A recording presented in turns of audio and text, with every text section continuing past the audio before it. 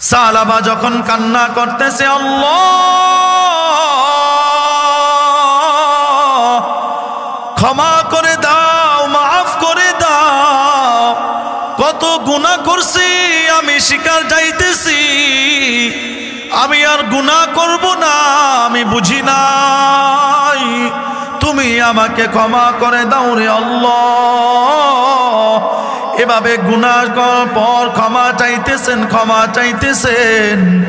হঠাৎ করে একদিন দেখেন তার সামনে হযরতে ওমর এসে দাঁড়ায় রয়েছে। সুবহানাল্লাহ। কে দাঁড়ায় রয়েছে? হযরতে ওমর। হযরতে ওমর বলতে লাগলো, সালাবা উঠো, মাথা উঠাও, সেজদা থেকে মাথা উঠাও, আর কত কান্না করবি? তোর কান্নার কারণে আমার আল্লাহর আরশ কেঁপে গিয়েছে, তোর আর কান্না করার দরকার নাই। সালাবা বলতে লাগলো, না, আমার আল্লাহ যতক্ষণ পর্যন্ত ক্ষমা না করবে আমি আমার মাথা উঠাবো না। সুবহানাল্লাহ। আমি আমার মাথা উঠাবো না।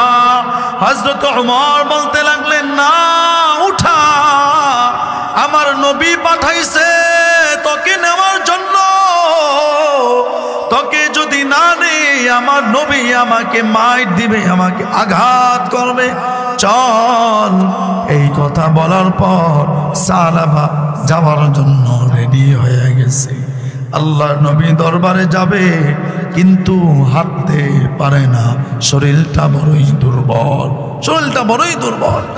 সালাবা হাঁটতে হাঁটতে তারপর নবী দরবারে গেছে। নবী দরবারে যাওয়ার পর নবী বলতে লাগলেন, সালাবা আসো, আমার কোলে আসো, একটা মাস তোকে আমি দেখি নাই, একটা মাস তোকে আমি দেখার অপেক্ষায় ছিলাম না সালাবা, আমি তোরে পাই নাই, তুই আমার কোলে আয়, আমার কোলে আয় তুই। এই কথা বলে নবী সালাবাকে কোলে তুলে নিলেন, বুকের মধ্যে জড়ায়ে ধরলেন। এমন সময় সাহাবায়ে কেরামরা কান্দেন, নবীজিও কান্দে।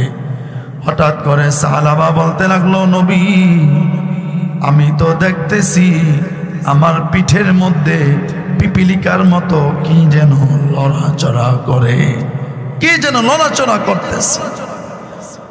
নবীজি বলতে লাগলেন, সালাবা কালিমা পড়, আজরাইল তোর কাছে চলে এসেছে, আজরাইল তোর কাছে আসছে তোকে নেওয়ার জন্য, আর তুই বেশিক্ষণ বাঁচবি না, কালিমা পড়, তোর হায়াত আর বেশি সময় বাকি নাই। সালাবা সাথে সাথে আল্লাহর কালেমা পড়া শুরু করছে। পড়তে হঠাৎ করে প্রাণ পাখিটা সালাবার ভিতর থেকে বাইর হয়ে গেছে। আল্লাহ নবীজি হযরত ওমর, হযরত আবু বকরকে বললেন, দ্রুত কাফন দাফনের ব্যবস্থা করো, দ্রুত জানাজার ব্যবস্থা করো।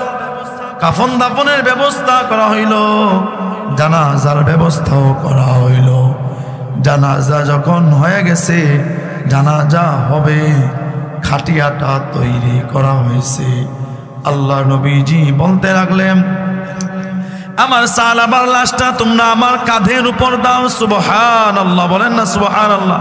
নবীজি আর কারো লাশ এরকম কাঁধের উপর উঠান নাই, আর কারো লাশ নবীজি এরকম কাঁধের উপর উঠান নাই।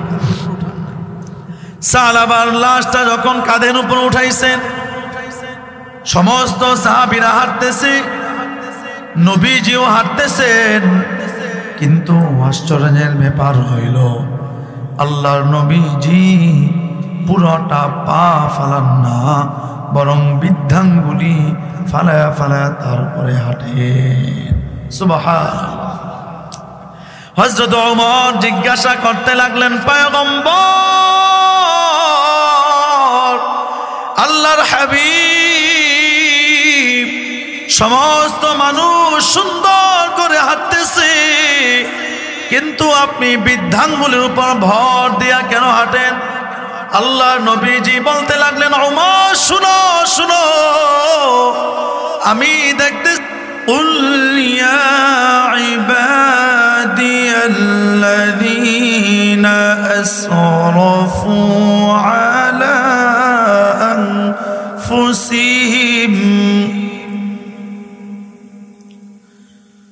لا تقنطوا من رحمة الله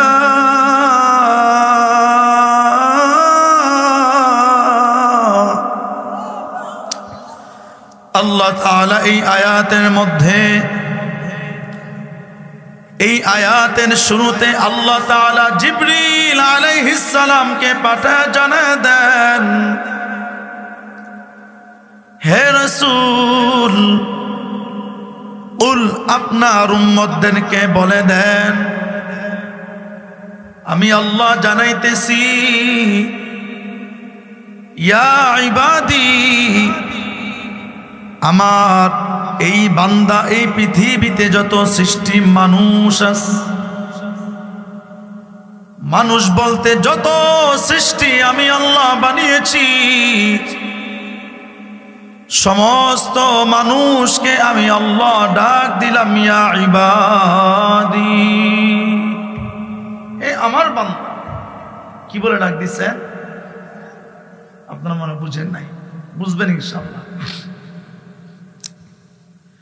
আপনার সন্তানকে আপনি একটা সেট জামা কাপড় বানায় দিচ্ছেন, জামা বানায় দেওয়ার পর আপনার সন্তানকে যদি জিজ্ঞাসা করা হয় এই জামাটা কার জামা, আপনি বলবেন এটা আমার সন্তানের জামা। যদি বলা হয় জামাটা কে দিছে, বাবা বলবে আমি জামাটা দিছি। আমার কথা আপনারা বুঝতেছেন? এই ভাষায় সারা দেশে ওয়াজ করি, আশা করি ইনশাআল্লাহ বুঝবেন। আপনার ছাত্রকে দেখে যদি জিজ্ঞাসা করা হয় এই ছাত্রটাকে আপনি কি চিনেন নাকি, আপনি যদি বলেন এটা হইল অমুক এলাকার সন্তান, অমুক বাড়ির ছেলে অথবা অমুকের সন্তান, সমস্ত পরিচয় বাদ দিয়া যদি বলেন এটা আমার ছাত্র, এটা হইল মোহাব্বতের পরিচয়, ভালোবাসার পরিচয়। আপনার সন্তানকে দেখে যদি জিজ্ঞাসা করা হয় এই সন্তানটাকে চিনো নাকি, সন্তানটাকে, আপনি বাবা হয়ে যদি বলেন এই সন্তানটার বাড়ি হইল অমুক জায়গায়, অমুক এলাকার বাসিন্দা, অথবা অমুক স্কুল কলেজ ইউনিভার্সিটির মাদ্রাসার ছাত্র, সমস্ত পরিচয় বাদ দিয়ে যদি বলেন এটা আমার সন্তান, একটু মন দিয়া জবাব দিবেন এটা যে আমার সন্তান, এই পরিচয়ের মধ্যে একটু ভালোবাসা আছে না নাই? জোরে বলতে হবে মুসলমান, আছে না নাই? অবশ্যই আছে। আল্লাহ তাআলা বলেন, হে গোলাম, তুই আমারই বান্দা, তুই আমারই গোলাম, এজন্য তোকে ভালোবাসার ডাক দিয়া বলছি, ইয়া ইবাদি, তুই আমারই বান্দা। কই যাও তো, কার কাছে ঘুরতেছ? আমি আল্লাহ তোকে কত আদর করে বানাইছি, আমি আল্লাহ তোকে কত মায়া আর ভালোবাসা দিয়া বানাইছি, এটা তুই জানো না, তুই বুঝো না। যদি তুই জানতি, যদি তুই বুঝতি, তাহলে তুই কোনদিন আমি আল্লাহকে বাদ দিয়া গায়রুল্লাহর পূজা করতি না। আমি তোকে কত আদর করে বানাইছি গোলাম, যদি তুই জানতি আমি আল্লাহ কুদরতি কদমে সেজদা না দিয়া ঘুমাইতে পারতি না। আমি আল্লাহ তোকে কত সুন্দর একটা স্ট্রাকচার দিয়া বানাইছি। সন্তানের কাছে, সন্তান যদি বাবার কাছে ভাত না চায়, ভাত কিন্তু দেয় না। 2 মাসের বাচ্চা যদি কান্না না করে, মা কিন্তু দুধ দেয় না। দেয়? কথা বুঝতেছেন? দুধ দেয়। সন্তান যদি কান্না না করে, ঘুমাইতে দেয় না। সন্তান যদি কান্না না করে, ঈদের জামা কিনে দেয় না। আল্লাহ তাআলা বলেন, আমি আল্লাহ তুই না চাওয়া সত্ত্বেও তোকে কত কিছু দিছি, কত কিছু দিছি। তুই যখন রূহের জগতে ছিলি, তোর কোনো অস্তিত্ব ছিল না। আমি আল্লাহ তোকে কত সুন্দর করে মানুষ বানাইছি। একটু জমিনের মধ্যে তাকায় দেখ, চাইলে তোকে শিয়াল, কুত্তা, বিড়াল, বকরি বানাইতে পারতাম। মানুষের ধারে ধারে ঘুরতি, বনি আদমের মতো সম্মান পাইতি না, বনি আদমের মতো সন্তান পাই। আমি আল্লাহ তোকে, তুই 2টা হাত চাও নাই, 2টা পা চাও নাই, 2টা চোখ চাও নাই। কি বলেন? চাইছিলাম? জোরে বলেন না, চাইছেন? তারপরও আমি আল্লাহ, তারপরও আমি দয়াবান, দয়া করে তোকে 2টা হাত, 2টা পা, 2টা চোখ দিস।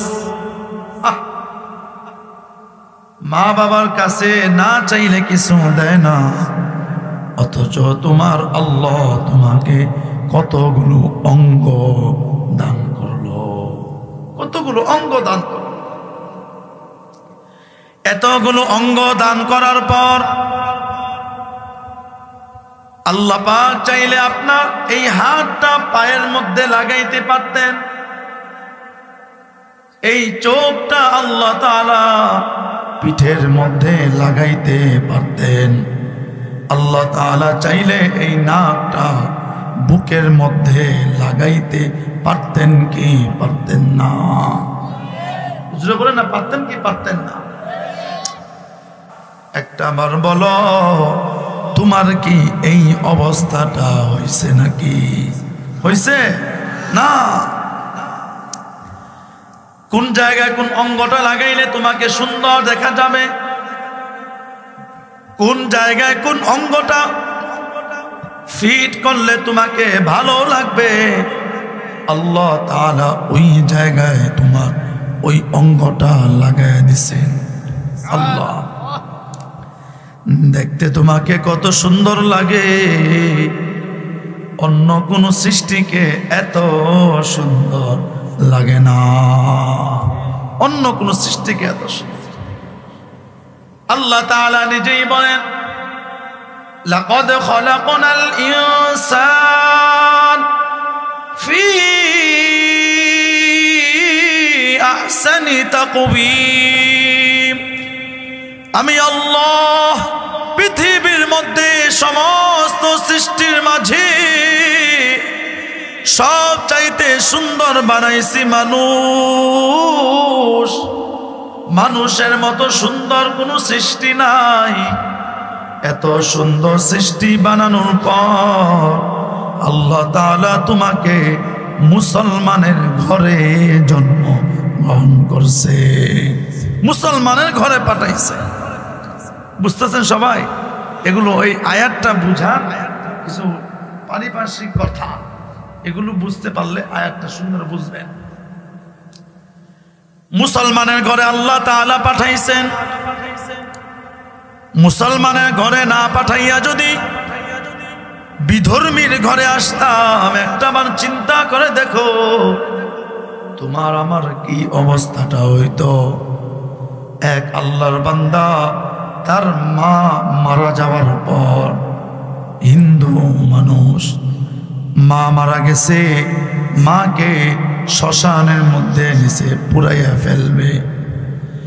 সন্তানটা বলতেছে, আমি আমার নিজের হাত দিয়া তেল ঢাললাম, নিজের হাত দিয়া মায়ের শরীরে আগুন ধরিয়ে দিয়েছি, আগুনে তাপে আমার মা বারবার লাফ দেয়, আগুনে তাপে আমার মা বারবার এরকম ফিসকানি মেরে উঠে। আমার মার লাফ দেওয়ার কারণে আশেপাশের মানুষরা আমার মায়ের লজ্জাস্থানটা ঢেকে। আমি তখন মনে মনে ভাবতে লাগলাম, এটা কোনো ধর্ম নয়, যেই ধর্মে মানুষ মারা যাওয়ার পর পুড়ে ফেলতে হয়, যেই ধর্মে মানুষ মারা যাওয়ার পর কোনো অস্তিত্ব থাকে না, এটা কোনো ধর্ম নয়। এই ধর্মে আমি থাকতে চাই না। কোন ধর্ম শ্রেষ্ঠ ধর্ম? কোন ধর্ম পবিত্র ধর্ম? একটু জোরে বলেন না, কোন ধর্ম? ইসলাম। কত সুন্দর ধর্ম। আপনি মারা গেলে আপনাকে সুন্দর করে পবিত্র বানায় গোসল করে দেয়, পবিত্র সাদা কাপড় দিয়ে আপনাকে প্যাকেটিং বানায়া আপনার বাবা, আপনার সন্তান, আপনার আত্মীয়দের কাঁধের মধ্যে চড়াইয়া তারপরে নামাজের মাধ্যমে বিদায় দিয়া তারপরে কবরে রাখা হয়। কত পবিত্র ধর্ম। এত সুন্দর পবিত্র ধর্মে আল্লাহ তাআলা পাঠাইলেন।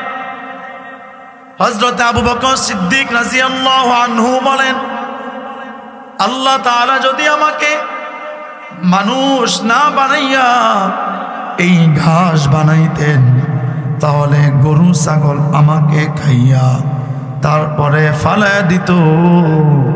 আমি কোনোদিন আল্লাহর কুদরতি কদমে সেজদা দিতে পারতাম না, সেজদা দিতে পারতাম। এত সুন্দর কুদরতি কপাল, এত সুন্দর ধর্ম ইসলাম, এত সুন্দর একজন মানুষ এখানেই ক্ষান্ত নয়, পৃথিবীর সবচাইতে শ্রেষ্ঠ পয়গম্বর মুহাম্মদ নবীর উম্মত বানা পাঠাইছে। সুবহানাল্লাহ। আপনারা মনে হয় খুশি না? কি বলে? কত বড় একজন নবী পয়গম্বর, যেই রসুলের উম্মত হওয়ার জন্য মুসা পয়গম্বর একবার দুইবার নয় বরং 12 বার, কয়বার? 12 বার আল্লাহর কাছে দোয়া করছেন, আল্লাহ এই নবীর উম্মত আমারে বানায়। হযরতে আদম আলাইহিস সালাম আল্লাহর কাছে বলছিলেন, আল্লাহ আপনার নবীর উম্মতরা কত দামি, তারা কোনো অন্যায় করলে আপনার নবীর খাতিরে তাদেরকে শেষ করা হয় না। অন্যান্য নবীর উম্মতরা যদি কোনো অন্যায় করত তাদেরকে শেষ করা হইতো। অন্যান্য নবীর উম্মতরা যদি কোনো অপরাধ করত, পরের দিন সকালবেলা দরজার মধ্যে লেখা হয়ে যাইত এই মানুষটা অপরাধী। কোনো মানুষ যদি জিনা করত, তার দরজার সামনে লেখা হয়ে যাইতো এটা জিনাকার। কোনো মানুষ যদি সুদ খাইতো, তার দরজার মধ্যে কপালের মধ্যে লেখা হইতো এটা সুদখোর। কিন্তু একমাত্র আপনার আমার নবীর কারণে, একমাত্র আপনার আমার পয়গম্বরের কারণে আজকে আমি আপনি ধর্ষণের সেঞ্চুরি করি, তারপরও দেখবেন আপনাকে আমাকে শেষ করা হয় না, শেষ করা হয় না। আপনারা মনে হয় জানেন না ঢাকার মধ্যে কি পরিমাণ অন্যায় চলে। আপনারা তো গ্রামে মানুষ, খুবই ভালো মানুষ। আল্লাহ তাআলা বলতে চান, সর্বপ্রথম আমি তোমাদেরকে নিয়ামত দিছি, মানুষ বানাইছি। 2 নাম্বার নিয়ামত, তোমাদেরকে কত সুন্দর অঙ্গ দিয়া, কত সুন্দর স্ট্রাকচার দিয়া তোমাদেরকে বানাইছি। 3 নাম্বার, তোমাদেরকে ইসলাম ধর্মে তোমাদের অনুসারী বানাইছি। 4 নাম্বার, পৃথিবীর সবচাইতে শ্রেষ্ঠ পয়গম্বরের উম্মত বানাইছি। এই চারটা নিয়ামত দিয়া বানানোর পর আমি আল্লাহ এমনিতেই তোমাদের প্রতি দয়া অনেক বেশি। সুবহানাল্লাহ, অনেক বেশি দয়া। এই দয়ার কারণে, এই ভালোবাসার কারণে, এই মায়া আর মোহাব্বতের কারণে আমি তোদেরকে কত ভালোবাসি। বিশ্বাস করো, তোমাদের কারোর জন্য আমি আল্লাহ পৃথক পৃথক জাহান্নাম বানাই নাই, পৃথক পৃথক জাহান্নাম বানাই, কিন্তু তোমাদের জন্য আলাদা আলাদা আলাদা জান্নাত বানাইছি। আমার জন্য আলাদা জান্নাত, আপনার জন্য আলাদা জান্নাত, আপনার সন্তানের জন্য আলাদা জান্নাত, আপনার বিবির জন্য আলাদা জান্নাত। বলেন না সুবহানাল্লাহ। সবার জন্য কি আলাদা জান্নাত, সবার জন্য আলাদা জাহান্নাম বানাই নাই। কেন? আমি চাই না তোদেরকে জাহান্নামে দিব, আমি চাই তোদেরকে জান্নাতে দিব, জান্নাতে দিব চাই। এই জন্য আমি আল্লাহ এই আয়াতের মধ্যে তোমাদেরকে আমি সুন্দর করে জানায়া দিলাম, আল্লাযীনা আসরাফু আলা আনফুসিহিম, যারা নিজেদের উপর জুলুম করেছো। কি করছো? জুলুম। তো জুড়ে বলেন না, কি জুলুম করেছো? বলবেন হুজুর নিজের উপর নিজে জুলুম করে কেমনে? জুলুম তো করে একটা আর একটার উপর, জুলুম তো করে ভাই ভাইয়ের উপর, জুলুম তো করে বাবা সন্তানের উপর, জুলুম তো করে নেতা খেতায় কর্মচারীর উপর, জুলুম আবার নিজে নিজের উপর করে কেমনে? এটা জীবনে শুনছেন? হ্যাঁ, জুলুম নিজের উপর নিজে করা যায়? নিজে কখনো নিজের মাথা ফাটাইছেন? কথা বলেন না, মাথা ফাটাইছেন?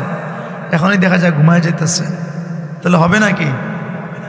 মনে করতেছেন হুজুর গলা ভাঙ্গা, কি ওয়াজ করে না করে, কিছুক্ষণ থাকেন না, দেখবেন না ইনশাআল্লাহ। নিজে কখনো কেমন নিজের মাথা ফাটাইছেন? নাক ফাটাইছেন? ফাটাইছেন নাকি? ফাটান নাই। তাহলে আল্লাহ পাক যে বললেন নিজের উপর নিজে জুলুম করছো, এটা তারা কি বুঝাইলেন? একটু আগে যে বললাম আপনাকে দুইটা হাত দেওয়া হয়েছে, এই দুইটা হাতের হক আছে। আপনি এই দুইটা হাত দিয়া মা বাবার খেদমত করবেন, এই দুইটা হাত দিয়ে আপনি মাহফিলে মসজিদের সহযোগিতা করবেন, এই দুইটা হাত দিয়ে আপনি ভালো কাজ করবেন, এই দুইটা হাত দিয়ে আপনি ভিক্ষুককে দান করবেন, এই দুইটা হাত দিয়ে আপনি কাবা ঘরের গিলাফটা ধরবেন, এই দুইটা হাত দিয়ে আপনি আল্লাহর কালাম ধরবেন, এই দুইটা হাত দিয়ে আপনি আপনার বাবা মা শরীরের খেদমত করবেন। এটা হলো হক। দুইটা চোখ দিছেন, এই দুইটা চোখেরও হক আছে। এই দুইটা চোখ দিয়ে আপনি আল্লাহর কালামে তিলাওয়াত করবেন, এই দুইটা চোখ দিয়ে আপনি আলেম উলামাকে দেখবেন, এই দুইটা চোখ দিয়ে আপনি সব সময় মা বাবাকে সওয়াবের নিয়তে দেখতে থাকবেন, এই দুইটা চোখ দিয়ে আপনি আপনার বিবিকে দেখবেন। এগুলো হইল চোখের হক। দুইটা পা দিয়ে আপনি মসজিদে যাবেন, দুইটা পাকে আপনি মদ খাওয়ার জন্য, গাঞ্জা ইয়াবা খাওয়ার জন্য এই দুইটা পাকে আপনি চালাইবেন না। এই দুইটা পায়ের যেই হক আছে নেকির কাজ করা, এই প্রত্যেকটা অঙ্গকে যদি তার কাজের মতো আপনি চালাতে না পারেন, তাহলে আপনি নিজের উপর নিজে অত্যাচার করলেন, নিজের উপর নিজে অত্যাচার করলেন। বুঝতে পারলেন বিষয়টা? এখন আমি আপনি হিসাবটা মিলিয়ে নেই, নিজের উপর নিজে কতটা জুলুম করছি, নিজের উপর নিজে কতটা অত্যাচার করছি। যদি দেখি হিসাব মিলায় অনেক বেশি জুলুম করে ফেলছি, তাহলে বুঝতে হবে আজকের বয়ানে সর্বশেষ আল্লাহর কাছে তওবা করে যাওয়া দরকার আছে না নাই? জোরে বলেন না আছে না নাই? দেখি তো কে কে আছেন, আমরা দোয়া কইরা যাই মুগা। আপনারা আছেন তো ইনশাআল্লাহ? দোয়া করে ইনশাআল্লাহ যাবেন। যারা যাইতেছে তাদেরকে যাইতে দেন। ঘরে গিয়ে কইব না কি সাইড আইলাম, আফসোস করবেন। যারা নিজেদের উপর জুলুম করেছেন, আজকে আমি আপনি তো পদে পদে হাঁটতে চলতে খাইতে উঠতে বসতে সব সময় নিজের উপর জুলুম করতেছি। নিজের উপর যারা জুলুম করে তারা জাহান্নামী, আর যারা নিজের অঙ্গ প্রত্যঙ্গের উপর ন্যায় বিচার করে তারা জান্নাতি। ঠিক কিনা বলে? জুলুমের অনেক প্রকার আছে। অন্তরের উপর জুলুম, ঈমানের উপর জুলুম। আজকে কিছু হইলে দেখা যায়, আজকে অনেক অনলাইনে আপনারা দেখতেছেন, কিছু হইলেই দেখবেন নিজের ঈমানটা পর্যন্ত বেদিন বেঈমানের কাছে বিক্রি করে দেয়। ঠিক কিনা? টাকার কাছে দেখবেন নিজের ঈমানটা বিক্রি করে দেয়। সম্পদের কাছে দেখবেন নিজের ঈমানটা বিক্রি করে দেয়। ক্ষমতার কাছে দেখবেন নিজের ঈমানটা বিক্রি করে দেয়। এমন ব্যক্তি আমাদের সমাজে আছে না নাই? আমার যদি জান চলে যায়, আমার যদি প্রাণ চলে যায়, আমার যদি নিজের হায়াতটা পর্যন্ত চলে যায়, তারপরও নিজের ঈমানকে বিক্রি করা যাবে নাকি? যাবে? যাবে না। ঈমান কত বড় একটা দামি সম্পদ, ঈমান কত বড় একটা দামি সম্পদ। একটা ছোট্ট ঘটনা বলি তাহলেই বুঝতে পারবেন। আজকে এই ঈমানকে নেওয়ার জন্য দেখবেন অনেক দিক দিয়ে আপনাকে আগ্রহ করবে। আপনাকে বলা হবে তোকে আমি এত টাকা দিব, আমার সাথে অমুক জায়গায় যাবি, মিছিলে যাবি, আমার সাথে অমুক অনুষ্ঠানে যাবি, আমার সাথে অমুক বিবাহের অনুষ্ঠানে যাবি, যেখানে গেলে নামাজের কোনো ব্যবস্থা নাই, যেখানে গেলে নাফরমানি হয়, বুঝতে হবে সে আমার ঈমানকে হরণ করার পায়তারা করতেছে। ঠিক কিনা? তদানীন্তন সময়ে একটা বাদশা ছিল, নাম হইল ইউসুফ জুন্নাওয়াজ। বাদশার নাম কি আপনারা মনে পারেন না? বলেন তো। ইউসুফ জুন্নাওয়াজ। এই বাদশার একটা বদখাসলত ছিল, এই বাদশার একটা খারাপ গুণ ছিল, সে নিজেকে খোদা দাবি করত। একজন নাউজুবিল্লাহ বলেন না? তো জুড়ে বলেন না নাউজুবিল্লাহ, নাউজুবিল্লাহ। নিজেকে বলতো আনা রব্বুকুমুল আলা, আমি হইলাম সবচাইতে বড় প্রভু, আমি হইলাম সবচাইতে বড় খোদা, আমি হইলাম সবচাইতে বড় সৃষ্টি। এই কথাটা বলতো। এক সময় দেখছে যে না, সমাজের মধ্যে যারা আছে তাদের দেখা যায় ইউসুফ জুন্নাওয়াজকে মানে না, তারা মুসলমান হয়ে গেছে। ইউসুফ জুন্নাওয়াজ এক পর্যায়ে না পারে বিশাল বড় একটা কুণ্ডলী সাজাইল, বিশাল বড় একটা গর্ত খনন করে ওই জায়গার মধ্যে আগুন ধরাইয়া দিছে। আগুন ধরাইয়া সমস্ত মানুষকে একসাথে করে সবার সামনে এক দুইজন ব্যক্তিকে নিয়ে ওই আগুনের মধ্যে ফালাইয়া দিছে। বলবেন না নাউজুবিল্লাহ? আল্লাহ কুণ্ডলীর মধ্যে ফালাইয়া দিছে। এখন আমাদের মতো যারা মার্কা মারা মুসলমান আছে তারা বলতে লাগলো, ইউসুফ জুন্নাওয়াজ, ও মিয়া ইউসুফ জুন্নাওয়াজ, প্রধানমন্ত্রী তোমার আমরা মাইনা লইলাম, তুমি আমার খোদা। এক বেটা নাউজুবিল্লাহ কইছে, আপনারা মনে হয় মানতে পারেন না নাকি? যদি বলেন না নাউজুবিল্লাহ। বেশিরভাগ মানুষ বলল ইউসুফ জুন্নাওয়াজ তোমাকে আমরা আমাদের প্রভু হিসেবে মেনে নিলাম। এই কথাটা বলার পর দূর থেকে একটা মহিলা তার হাতের মধ্যে কোলের দুধের একটা বাচ্চা তার কোলের মধ্যে, মহিলাটা বলতে লাগলো, ইউসুফ জুন্নাওয়াজ, সমস্ত মানুষ তোমাকে মানতে পারে, আমি মহিলা তোমাকে মানতে পারি না। সুবহানাল্লাহ। আমি মহিলা নরম মানুষ হইতে পারি, মহিলা খুবই দুর্বল, মহিলা খুবই নরম জাতি, পর্দার আড়ালের মা, ভাঙা গলা নিয়ে টুকটাক কিছু কথা বলতেছি রে মা, তোমাদের সন্তান তোমাদেরকে কিছু দ্বীনি কথা শোনানোর জন্য আসছে, মনের কানটা লাগায় শোনো। তুমিও মা, ওই মহিলাও মা, একটু দেখো ওই মা কেমন মহিলা ছিল। মহিলাটা বলতে লাগলো, ইউসুফ জুন্নাওয়াজ, সমস্ত মানুষ তোকে মানতে পারে, কিন্তু আমি তোকে মানব না। মহিলাটা এই কথা বলার পর বাদশা বলতে লাগলো, যদি না মানো তাহলে কিন্তু তোরে শেষ করে ফেলবো। মহিলাটা বলতে লাগলো, বাদশা নামদার, আমার একটা জীবন না, লক্ষ কোটি জীবন যদি হয়, আমার লক্ষ কোটি জীবন আমি দিয়ে দিব, বিনিময়ে আমি আমার ঈমান বিক্রি করব না। সুবহান। আপনাদের মনে কষ্ট হইতেছে না? 2 সপ্তাহ অসুস্থ ছিলাম, কথাই বলতে পারতেছিলাম না, কোনো মাহফিলে যেতে পারি নাই।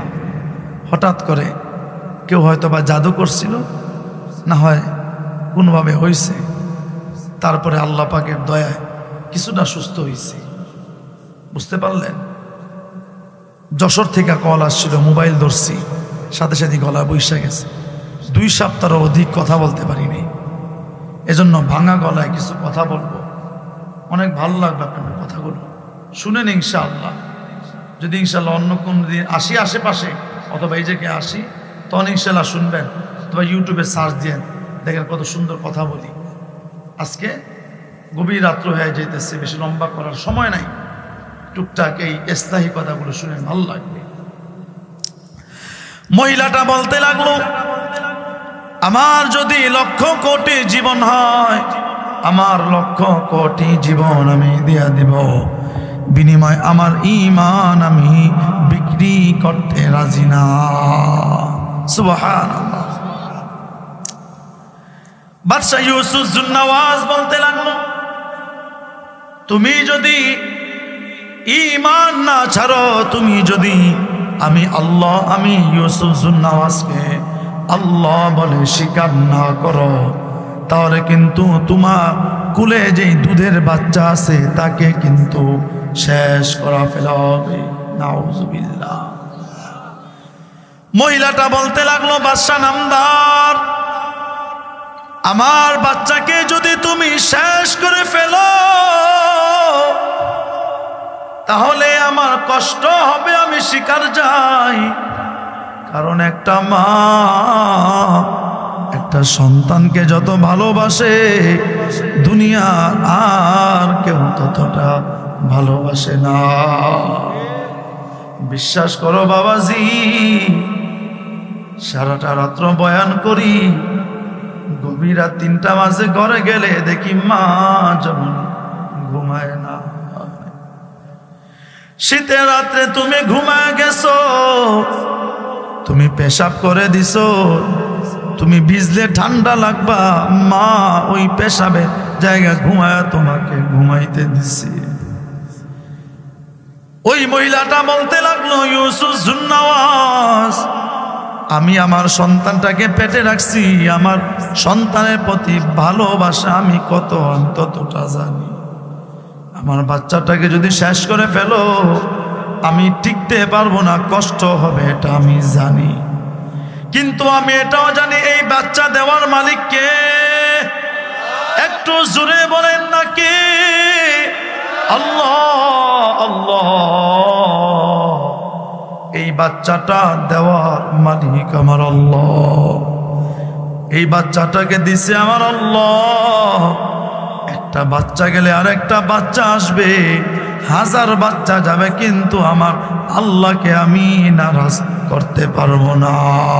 সুবহানাল্লাহ। বাদশা নামদার বলতে লাগলো, এই মহিলাটার দেখা যায় অনেক বেশি শক্তি, অনেক গাউরা, কি করা যায়?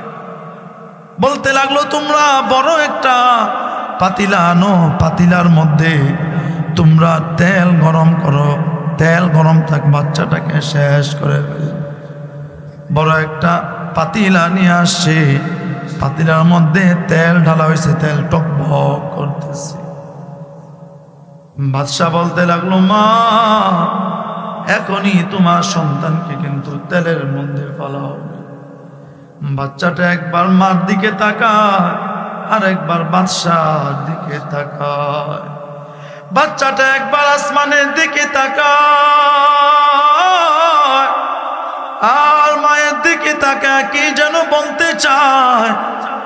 মায়ের চোখ দিয়া পানি পড়ে, সন্তান তুই যা, তারপরও আমি আমার আল্লাহকে নারাজ করতে পারবো না।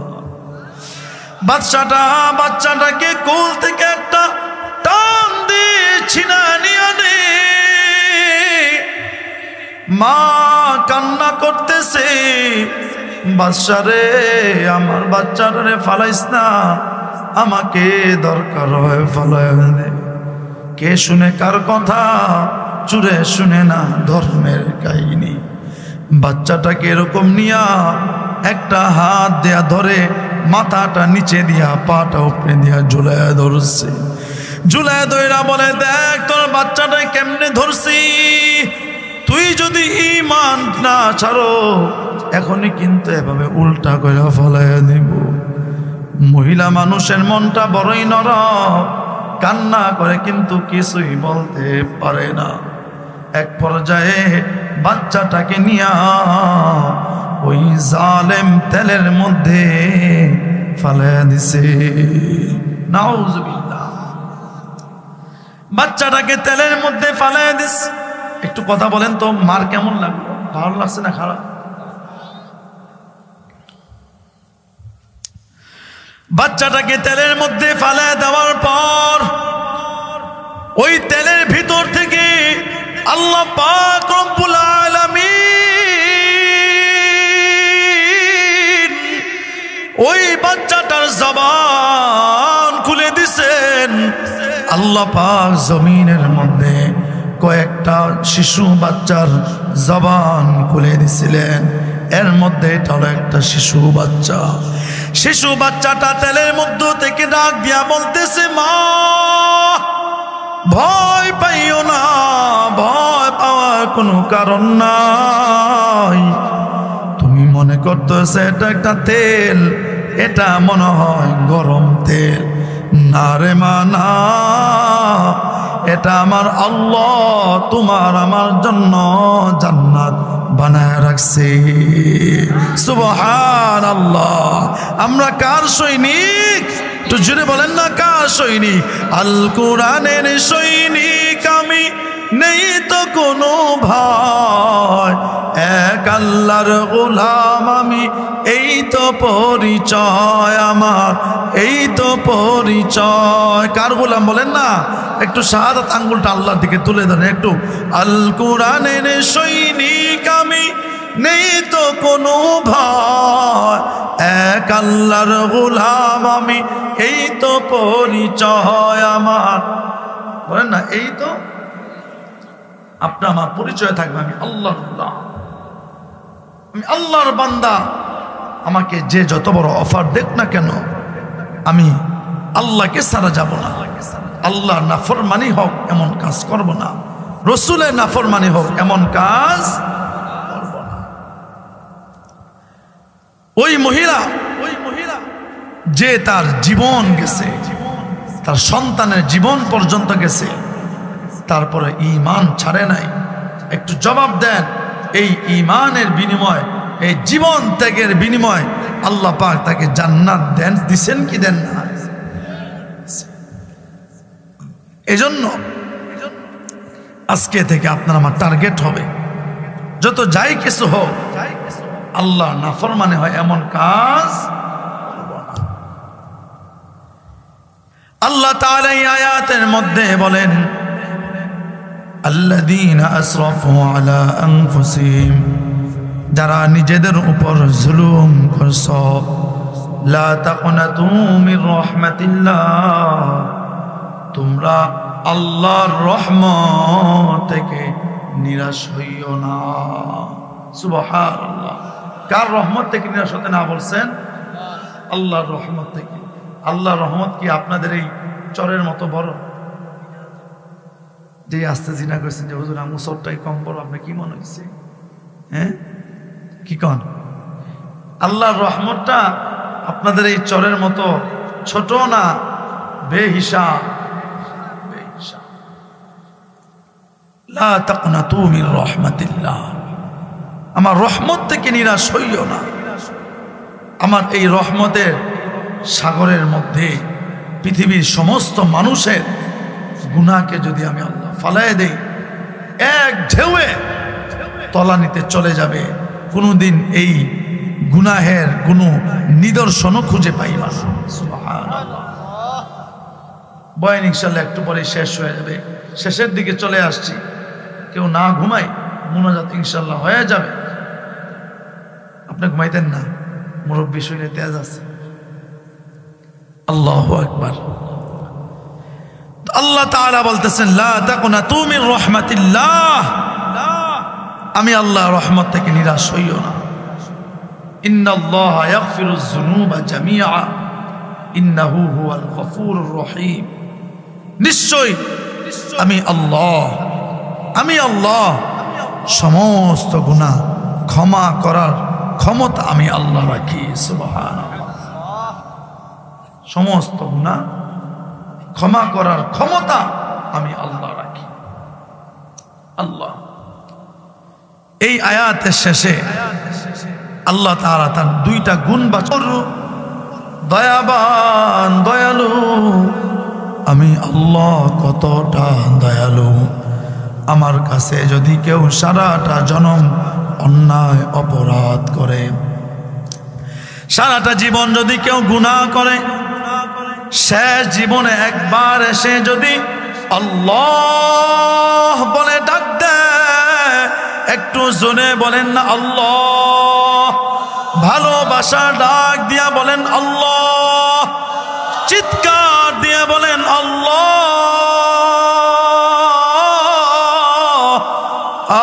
আল্লাহ তোমার নামে ডাকে কত মজা, তোমার নাম যত ডাকি ততই ভালো লাগে। আল্লাহ বলেন, ইন্নাহু হুয়াল গফুরুর রহিম, নিশ্চয় আমি আল্লাহ গফুর রহিম, ক্ষমাশীল, দয়াবান, ক্ষমাশীল। কেমন ক্ষমাশীল জানো? 99টা অপরাধ করছে, আমি আল্লাহর কাছে শুধু তওবা করবে এই নিয়তটা করছে, শুধু তওবা করবে নিয়তটা করছে। তওবা করতেও পারে নাই, তওবা করার জন্য যাইতেও পারে নাই, এর আগেই শেষ হয়ে গেছে। আমি আল্লাহ চাইলে তাকে জাহান্নামে পাঠাইতে পারতাম না, না, আমি আল্লাহ তাকে জান্নাতে পাঠাইছি। আল্লাহ আল্লাহ নবীজির চাচাকে হত্যা করছে, তাকেও আমি জান্নাতি বানাইছি। আল্লাহ কত অন্যায় করছে, তাকেও আমি জান্নাতি বানাইছি। কারণ একজনের মায়ের সন্তান হারায় গেলে সন্তানকে পাইলে এতটা খুশি হয় না। আমি আল্লাহ, আমার কোনো বান্দা যদি গুনাহ করার পর আমি আল্লাহর কাছে তওবা করে, আমি আল্লাহ যত খুশি হই, এত খুশি দুনিয়ার কেউ হয় না, কেউ হয় না। এই জন্য আল্লাহ নবীজি বলেন, আত্তাইবু মিনাজ যামবি কামান লা যামবা লাহ। কোন মানুষ যদি তওবা করে, তওবা করে, আল্লাহ গুনাহ করছি ক্ষমা করে দাও, আল্লাহর নবীজি বলেন ওই মানুষটাকে আল্লাহ তাআলা এমন পাকসাফ বানিয়ে দেন যেন ওই মানুষ কোনো গুনাহ করে নাই। সুবহান, ওই মানুষ কোনো গুনাহই করে নাই।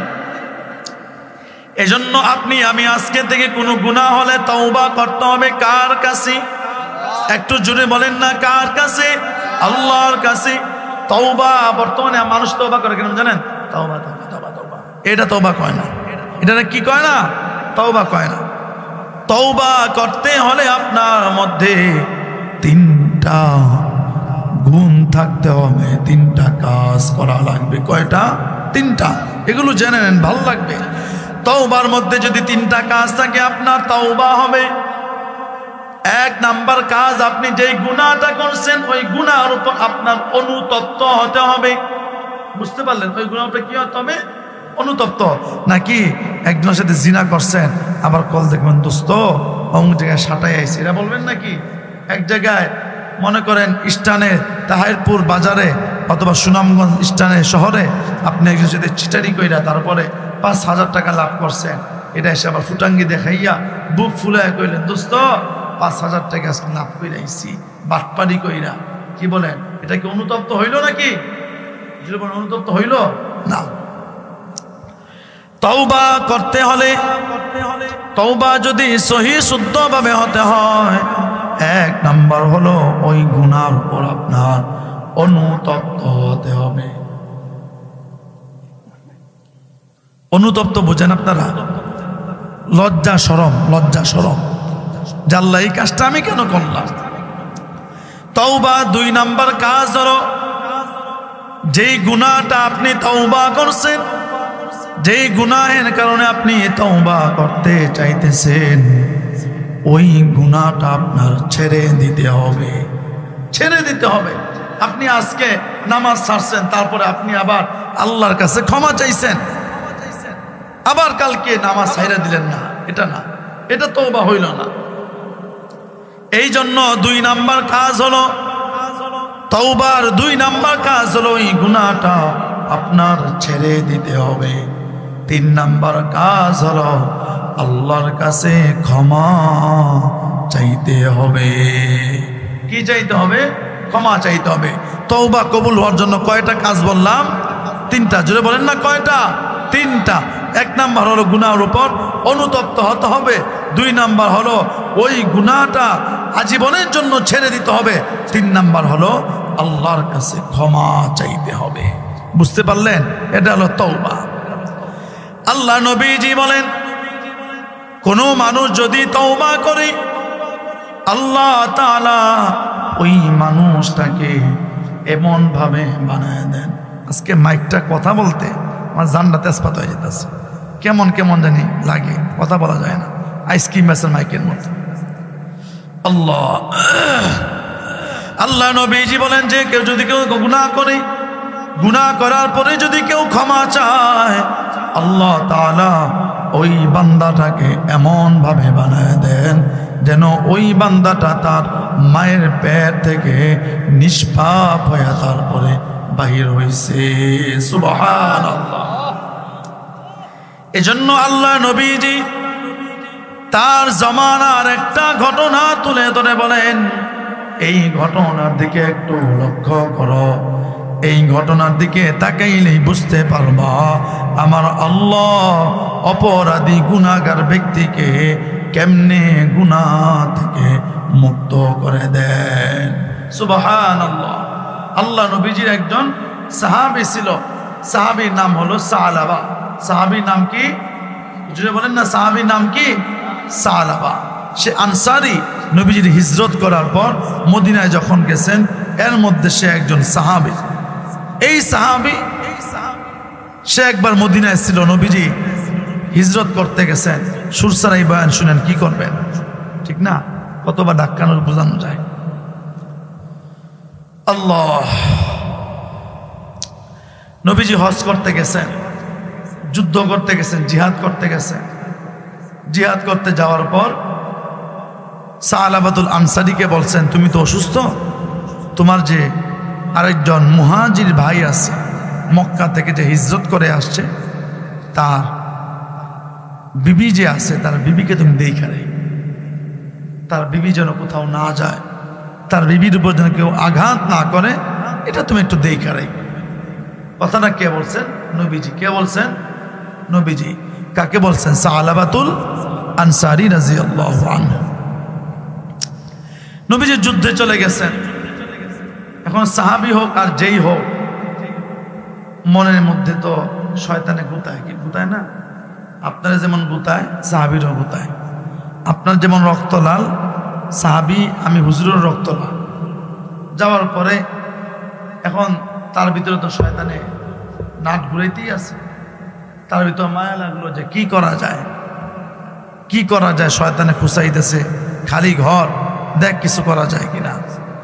সালাবাতুল আনসারী এক পর্যায়ে চলে গেছে তার ভাবির কাছে, তার যে সাহাবী ভাই আছে ওই ভাইয়ের বউয়ের কাছে গিয়া তার দিকে তাকাইছেন লোভের নজর দিয়া, হাতটা বাড়াইবেন, এমন সময় তার ভাবি তাকে, সে কিন্তু বলে নাই আমার দিকে হাত বাড়াইছে, এই কথাটা বলে নাই, এই কথাটা বলে নাই। বলছে সালাবা হঠাৎ করে জানি কই গেছে আমি জানি না, সম্ভবত জংলার দিকে গেছি। ওই মুহাজির সাহাবী একটা দৌড় দিয়া জংলার মধ্যে চলে গেছে। সালাবা কোথায় গেছো, কি করতেছো? সালাবা বলতে লাগলো, দোস্ত আল্লাহর নবী তোর বিবিকে আমার কাছে রেখে গেছে, আমি আমানতের খেয়ানত করে তোর বিবির দিকে হাত বাড়ায় ফেলেছি, আমি তো গুনাহগার হয়ে গেছি। ঠিক আছে যা, আমি তোকে ক্ষমা করলাম, আয় চলে আয়। সালাবা বলতে লাগলো, না না না, কখনো না, তুই ক্ষমা করার কে? আমি আল্লাহর খাই, আমি আল্লাহটা পড়ি, আমার আল্লাহ আমাকে বানাইছে। আল্লাহ যদি ক্ষমা না করে আমি কোনোদিন তোর ঘরে আমি যাব না, কোনোদিন আমি তোর ঘরে যাব। সালাবা কান্না করতেছে আর এদিক দিয়া চলে গেলেন তার ভাই। নবীজি এসে সালাবাকে খুঁজতে লাগলেন। তারপরে নবীজি ঘটনা জানলেন যে সালাবা তার ভাবির শরীরের দিকে হাত বাড়াইছে। বুঝতেছে সবাই আপনারা ঘটনাটা? হাত বাড়াইছে। নবীজি কিছুই বলেন না, মনে মনে একটু কষ্ট পাইলেন। সালাবারে একটা আমানত দিয়ে গেলাম, এই আমানতটা সে রক্ষা করতে পারলো না, মহিলার দিকে হাত বাড়াইল। নবীজি একটু মনে কষ্ট পাইলেন। সালাবা তো কান্না করতেই আছে আল্লাহর দরবারে। একটু আগে যে বললাম, সন্তান যদি হারিয়ে যাওয়ার পর মা যদি সন্তানকে পায় এতটা খুশি হয় না, গুনাহগার বান্দা ক্ষমা চাইলে আল্লাহ যতটা খুশি হয়। সালাবা যখন কান্না করতেছে, আল্লাহ ক্ষমা করে দাও, মাফ করে দাও, কত গুনাহ করছি আমি স্বীকার যাইতেছি, আমি আর গুনাহ করব না, আমি বুঝি নাই, তুমি আমাকে ক্ষমা করে দাও রে আল্লাহ। এভাবে গুনাহ করার পর ক্ষমা চাইতেছেন। হঠাৎ করে একদিন দেখেন তার সামনে হযরতে ওমর এসে দাঁড়ায় রয়েছে। সুবহানাল্লাহ। কে দাঁড়ায় রয়েছে? হযরতে ওমর।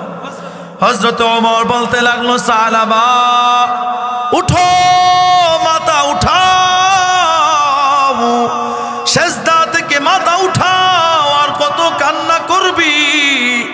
তোর কান্নার কারণে আমার আল্লাহর আরশ কেঁপে গিয়েছে, তোর আর কান্না করার দরকার নাই। সালাবা বলতে লাগলো, না, আমার আল্লাহ যতক্ষণ পর্যন্ত ক্ষমা না করবে আমি আমার মাথা উঠাবো না। সুবহানাল্লাহ। আমি আমার মাথা উঠাবো না। হযরত ওমর বলতে লাগলেন, না উঠা, আমার নবী পাঠাইছে তোকে নেওয়ার জন্য। তোকে যদি না নেই আমার নবী আমাকে মাইর দিবে, আমাকে আঘাত করবে। চল। এই কথা বলার পর সালাবা যাওয়ার জন্য রেডি হয়ে গেছে। আল্লাহর নবী দরবারে যাবে কিন্তু হাঁটতে পারে না, শরীরটা বড়ই দুর্বল, শরীরটা বড়ই দুর্বল। সাহাবা হাঁটতে হাঁটতে তারপর নবী দরবারে গেছে। নবী দরবারে যাওয়ার পর নবী বলতে লাগলেন, সাহাবা আসো, আমার কোলে আসো। একটা মাস তোকে আমি দেখি নাই, একটা মাস তোকে আমি দেখার অপেক্ষায় ছিলাম না সাহাবা। আমি তোরে পাই নাই, তুই আমার কোলে আয়, আমার কোলে আয় তুই। এই কথা বলে নবী সাহাবাকে কোলে তুলে নিলেন, বুকের মধ্যে জড়ায়ে ধরলেন। এমন সময় সাহাবায়ে কেরামরা কান্দেন, নবীজিও কান্দে। হঠাৎ করে সাহাবা বলতে লাগলো, নবী আমি তো দেখতেছি আমার পিঠের মধ্যে পিপিলিকার মতো কি যেন লড়াচড়া করে, কি যেন লড়াচড়া করতেছে। নবীজি বলতে লাগলেন, সাহাবা কালিমা পড়, আজরাইল তোর কাছে চলে এসেছে, আজরাইল তোর কাছে আসছে তোকে নেওয়ার জন্য। আর তুই বেশিক্ষণ বাঁচবি না, কালিমা পড়, তোর হায়াত আর বেশি সময় বাকি নাই। সাহাবা সাথে সাথে আল্লাহর কালেমা পড়া শুরু করছে। পড়তে পড়তে পড়তে পড়তে হঠাৎ করে প্রাণ পাখিটা সাহাবার ভিতর থেকে বাইর হয়ে গেছে। আল্লাহ নবীজি হযরত ওমর, হযরত আবু বকরকে বললেন, দ্রুত কাফন দাফনের ব্যবস্থা করো, দ্রুত জানাজার ব্যবস্থা করো। কাফন দাফনের ব্যবস্থা করা হইল, জানাজার ব্যবস্থাও করা হইল। জানাজা যখন হয়ে গেছে, জানাজা হবে, খাটিয়াটা তৈরি করা হয়েছে। আল্লাহ নবীজি বলতে লাগলেন, আমার সাহাবার লাশটা তোমরা আমার কাঁধের উপর দাও। সুবহানাল্লাহ, বলেন না সুবহানাল্লাহ। নবীজি আর কারো লাশ এরকম কাঁধের উপর উঠান নাই, আর কারো লাশ নবীজি এরকম কাঁধের উপর উঠান নাই। সাহাবার লাশটা যখন কাঁধের উপর উঠাইছেন, সমস্ত সাহাবীরা হাঁটতেছে, নবীজিও হাঁটতেছেন। কিন্তু আশ্চর্যের ব্যাপার হইল, আল্লাহর নবীজি পুরোটা পা ফালান না, বরং বৃদ্ধাঙ্গুলি ফালায়া ফালায়া তারপরে হাঁটেন। সুবহানাল্লাহ। হযরত ওমর জিজ্ঞাসা করতে লাগলেন, পয়গম্বর, আল্লাহর হাবিব, সমস্ত মানুষ সুন্দর করে হাঁটতেছে, কিন্তু আপনি বৃদ্ধাঙ্গুলির উপর ভর দিয়া কেন হাঁটেন? আল্লাহর নবীজি বলতে লাগলেন, ওমর শুনো শুনো, আমি দেখতেছি সাহাবার জানাজার মধ্যে হাজির হওয়ার জন্য আল্লাহ তাআলার হাজার হাজার লক্ষ কোটি ফেরেশতা মদিনার মধ্যে হাজির। আল্লাহু আকবার। আল্লাহর হাজারো ফেরেশতা মদিনার মধ্যে হাজির। সাহাবার জানাজা পড়বে। আমি সাহাবীর বাড়ির কারণে, সাহাবী মানুষ বেশি হওয়ার কারণে আমি বৃদ্ধাঙ্গুলির উপর ভর দিয়া চলতেছি। সুবহানাল্লাহ। নবীজি জানাজা পড়াইলেন। জানাজা পড়াইয়া নবীজি নিজেই কবরের মধ্যে নামলেন। কবরের মধ্যে নামিয়া আল্লাহ নবীজি সাহাবাকে এরকম হাতের মধ্যে নিলেন। হাতের মধ্যে নিয়া আসমানে থেকে তুলে বলতেছেন, আল্লাহ, একটু ডাক দেন না আল্লাহ, জোরে বলেন আল্লাহ। মাহফিল শেষ হয়ে যাবে বন্ধু বলো আল্লাহ। নবীজি বলতে লাগলেন ও মালিক, এই সালাবার প্রতি আমি রাজি, এই সালাবার প্রতি আমি খুশি, তুমি আল্লাহ খুশি হয়ে যাও। হযরত ওমর বলতে লাগলেন সালাবা, তোর জীবনটা কত ধন্য, কত ধন্য গো, তোর জন্য আমার নবী সুপারিশ করেছে। এই বলিয়া হযরত ওমর কান্দে। বন্ধু আমিও কত সালাবার মতো অন্যায় করছি, তুমি আমিও কত মানুষ আছি সালাবার মতো অপরাধ করেছি। মনের মধ্যে একটা ভয়, মনের মধ্যে একটা টেনশন, আমি আল্লাহর জান্নাত পাবো কিনা। সালাবার মতো অপরাধী যদি ক্ষমা পাইতে পারে, আমির হামজা নবীজির চাচা, তাকে হত্যা করার পরও যদি জান্নাত আল্লাহ দিতে পারে, 99টা খুন করার পর আল্লাহ যদি জান্নাত দিতে পারে, কাফন চুরি করার পর যদি আল্লাহ তোমাকে জান্নাত দিতে পারে, কাফন চুরি করার পরও যদি আল্লাহ তাআলা অপরাধীকে জান্নাত দিতে পারে, এ সুনামগঞ্জের মুসলমান যুবক, ও পর্দালের মা, ভালো করে শুনে নে, তুমি আমি তো অত বড় অন্যায় করি নাই, তুমি আমি তো অত বড় অপরাধ করি নাই। আজকে ওয়াজ মাহফিলে আসছো, আল্লাহর কাছে তওবা করে যাও। মুনাজাতের মধ্যে আল্লাহর কাছে তওবা করবা, আল্লাহর কাছে বলবা আল্লাহ যত অন্যায় করছি আজকে তওবা করলাম, তুমি আমাকে সুন্দরভাবে চালাও, আর জীবন যেন গুনাহ না হয়, তুমি আল্লাহ আমাকে তৌফিক দাও। সকলে বলেন আমিন। ওয়া আখির দাওয়ানা আনিল হামদুলিল্লাহি রাব্বিল আলামিন।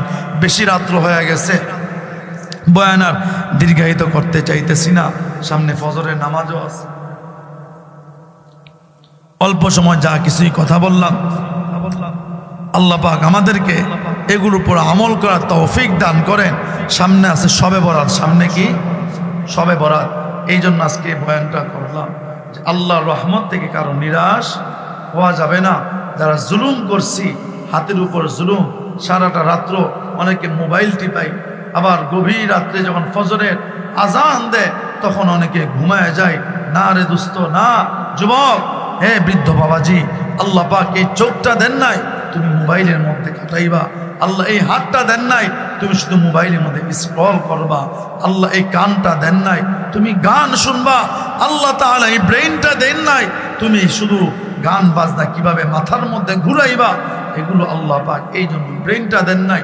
কত মানুষ তোমার মতো আছে, চক্ষু আছে, কথা তাকাইতে পারে না, জবান আছে, কথা বলতে পারে না, কান আছে, শুনতে পারে না, পা আছে, হাঁটতে পারে না, শরীরের মধ্যে শক্তি নাই। আল্লাহ তোমাকে শক্তি দিছেন, এই অঙ্গ প্রত্যঙ্গের উপর যদি অবিচার করে থাকো, আল্লাহর কাছে ক্ষমা চাও, আল্লাহ অবশ্যই ক্ষমা করবে। ক্ষমা চাইতে হবে, তওবা করতে হবে, তওবা করা ছাড়া কবরে গেলে কোনো লাভ নাই। তওবা করতে হবে তিনভাবে, তিনটা কাজ যদি তওবার মধ্যে থাকে তাহলে আপনার তওবা হবে। একটা হলো আপনার গুনাহের উপর আপনি অনুশোচনা, অনুতপ্ত হবেন, লজ্জাবোধ করবেন। 2 নাম্বার ওই অপরাধটা আপনি ছেড়ে দিবেন। 3 নাম্বার আল্লাহর কাছে ক্ষমা চাইবেন, আল্লাহর কাছে বলবেন। এভাবে যদি ইনশাআল্লাহ তওবা করতে পারেন, আল্লাহর কাছে চাইতে পারেন, আশা করা যায় ইনশাআল্লাহ আল্লাহ পাক আপনাকে আমাকে তার জান্নাতটা আমাকে আপনাকে দিবেন ইনশাআল্লাহ। আরে ভাই, আল্লাহ তো তার জান্নাতটা আমাকে দিতেই চায়, আল্লাহ তো আপনাকে তার জান্নাতটা দিতে চায়, কিন্তু জান্নাতটা যদি আমি আপনি ক্রয় করতে না পারি, আমি আপনি যদি আজকে ফালায় দেই, আজকে আপনার মোবাইলে যদি একটা মিস কল আসে, আপনি ওই মিস কলটা যত দ্রুত সম্ভব আপনি ব্যাক করেন। একটা কল আসলে যত দ্রুত সম্ভব আপনি সেটা গ্রহণ করেন। প্রতিদিন মসজিদের মাইকের মধ্যে, মসজিদের মাইকের আওয়াজ, মুয়াজ্জিন হাইয়া আলাস সালাহ বলে, হাইয়া আলাল ফালাহ বলে আপনাকে ডাকতেছে, আসো কল্যাণের দিকে আসো, আল্লাহকে সেজদা দেওয়ার জন্য আসো। আল্লাহ তোমাকে ডাকে, তুমি ঘুমাও, আল্লাহ তোমাকে ডাকে তুমি আড্ডা দাও, আল্লাহ তোমাকে ডাকে তুমি গল্প গুজব করো। ওই আল্লাহর সাথে নাফরমানি, ওই আল্লাহর সাথে গাদ্দারি কম হয় নাই, অনেক করছি। আজকে দোয়ার মধ্যে ওই আল্লাহর কাছে একটু চোখের পানিটা ফালাইয়া আল্লাহরে বলবেন, আল্লাহ অনেক বেঈমানি করছি, অনেক গাদ্দারি করছি, এর যাররা পরিমাণ গাদ্দারি যদি মা বাবার সাথে করতাম, মা বাবা তেজ্য পুত্র করে দিত, আপনার এত গাদ্দারি করছি তারপরও আপনি আমাকে খাবার বন্ধ করেন নাই, এত গাদ্দারি করছি আপনার সাথে, আপনি আমাকে হায়াত ছিনায় নেন নাই, এত অপরাধ করছি তারপরও আপনি আমাকে শেষ করে দেন নাই। এভাবে আজকে আল্লাহর কাছে চাইতে পারবেন তো ইনশাআল্লাহ? আল্লাহ তাআলা আমাদেরকে তৌফিক দান করুক, কবুল করুক, মঞ্জুর করুক। আল্লাহ পাক আপনাদেরকে সব সময় সহি সালামতে রাখুক, কামাই রুজির মধ্যে বরকত দান করুক। অল্প সময় যায় কিছু কথা বললাম, গলা ভাঙা, আবার